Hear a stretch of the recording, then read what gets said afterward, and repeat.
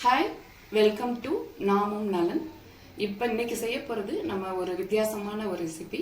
இது பொதுவாக யாருமே செஞ்சிருக்க மாட்டாங்க. இது சொல்கிறது சைஃபர் ஃபிஷ் குழம்பு. வாங்க எப்படி செய்யறதுன்னு பார்ப்போம். வாழைக்காயை இந்த மாதிரி நறுக்கிக்கணும். இதில் மஞ்சப்பொடி ஒரு ஸ்பூன், மஞ்சப்பொடி ஒரு ஸ்பூன் போட்டு இவ்வளோ உப்பு போட்டு இதை கலந்துக்கிறணும்.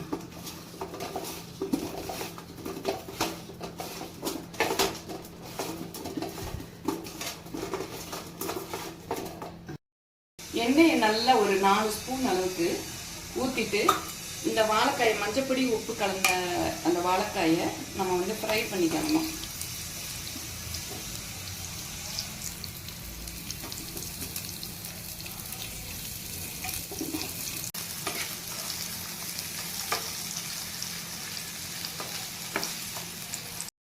அந்த ஒரு 5 நிமிஷம் வருத்தம்ல, அதில் பாருங்கள் எவ்வளோ நல்லா ரோஸ்ட்டாக வந்துருக்கு பாருங்க. ப்ரௌனிஷாக அப்படி நல்லா வெந்து மாவு மாதிரி வெந்திருக்கும். இனிமேல் ஸ்டவ் ஆஃப் பண்ணிடலாம். இந்த ரோஸ்ட் பண்ண அந்த வாழைக்காயை நம்ம வேற ஒரு கிணத்துல மாற்றிக்கிடலாம்.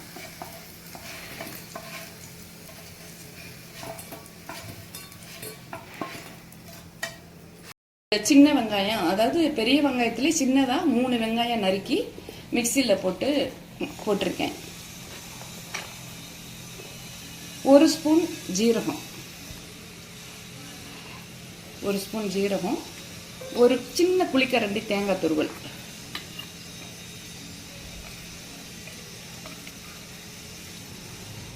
தனி மிளகாப்பொடி ஒரு 2 ஸ்பூன், கொஞ்சமா தண்ணி ஊற்றி கொஞ்சம் வலுவலுன்னு அரைச்சிக்கணும். இந்த மாதிரி வலுவலுன்னு கொஞ்சமா தண்ணி ஊற்றி அரைச்சிக்கங்க. அப்படி பற்ற வச்சுட்டு எண்ணெய் நல்லா ஒரு குழிக்கரண்டி அளவு எண்ணெய் ஊற்றிக்கணும். கடுகு, வெந்தயம், கடுகு ஒரு 1/2 ஸ்பூனும் வெந்தயம் ஒரு 1/2 ஸ்பூன் பொரியுது. இப்போ கருவேப்பிலை போடுறேன்.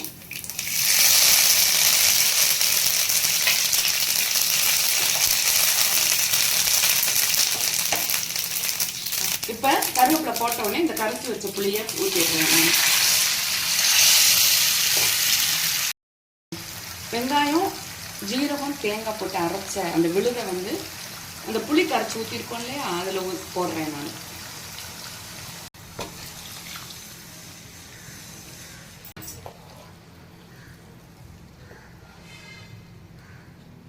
இப்போ தேவையான அளவு உப்பு போட்டுக்கோங்க. இதில்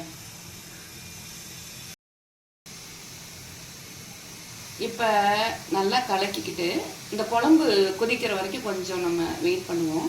குழம்பு கொதிச்ச உடனே இந்த வாழைக்காய் வறுத்து வச்சுருக்கோம்ல, அதை தூக்கி அதில் போட்டுட்டு கொஞ்சம் ஒரு 2 நிமிஷம் சிம்மில் வச்சுட்டு அப்புறம் ஆஃப் பண்ணிடணும். இந்த வெங்காயம் அரைச்சி போட்டுக்கோங்களா, அது பச்சையை அரைச்சனால அந்த பச்சை வெங்காயம் போகிற அளவுக்கு கொஞ்சம் கொதிக்க விட்டுருவோம். அப்போ தான் சாப்பிட்றதுக்கு நல்லாயிருக்கும் குழம்பு. மூடி இந்த எண்ணெய் பிரிஞ்சு வர்ற வரைக்கும் கொஞ்சம் ஒரு 10 மினிட்ஸ் வச்சிடலாம். இப்போ இந்த மூடியை எடுத்து வச்சிருவோம். இப்போ பார்த்தீங்கன்னா இந்த எண்ணெய் தனியாக பிரிஞ்சு வந்திருக்கு. இப்போ நம்ம வறுத்து வச்சுருக்கோம்ல, அந்த வாழைக்காயை ஒவ்வொன்றா போட்டுருவோம்.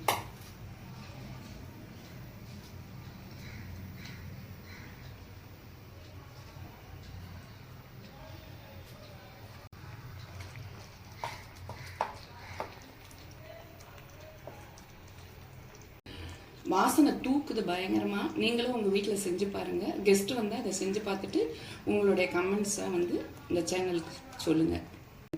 இப்போ கடைசியாக இந்த கொத்தமல்லி தலையை அப்படி தூவுறேன். பார்க்கறதுக்கு ரொம்ப அழகாக இருக்கும். இதை போட்டுட்டு ஆஃப் பண்ணிடுறேன். நீங்களும் உங்கள் வீட்டில் இதை மாதிரி செஞ்சு பாருங்கள்.